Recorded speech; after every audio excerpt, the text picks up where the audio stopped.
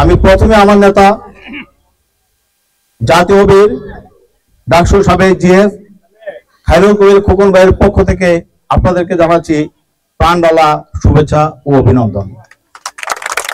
প্রিয় এলাকাবাসী, অল্প কয়েকজন ব্যক্তির কাছে একটা গ্রাম জিম্মি হতে পারে না। আমরা বলতে চাই নাই, মাত্র 3 থেকে 4 জন বা 5 জন বালুচোর পুরো এলাকাটাকে জিম্মি করে ফেলেছে।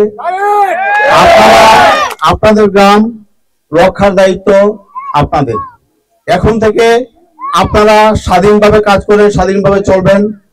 একটা কথা হলো, কোনোভাবেই কারোর সাথে গন্ডগোল করবেন না, এলাকায় শান্তি শৃঙ্খলা বজায় রাখবেন, কোনো অন্যায় কাজের সাথে কেউ জড়িত হবেন না, খেলাধুলা করবেন, এটা আনন্দের ব্যাপার, আনন্দের সহিত করবেন, কোনোভাবেই যেন শান্তি শৃঙ্খলা বিঘ্নিত না হয়।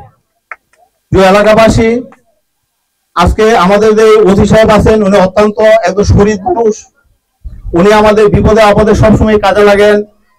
ওসি সাহেব বলেছেন উনি এলাকার শান্তি শৃঙ্খলা বজায় রাখার জন্য সর্বোচ্চ আইনি সহযোগিতা আপনাদেরকে দিবে।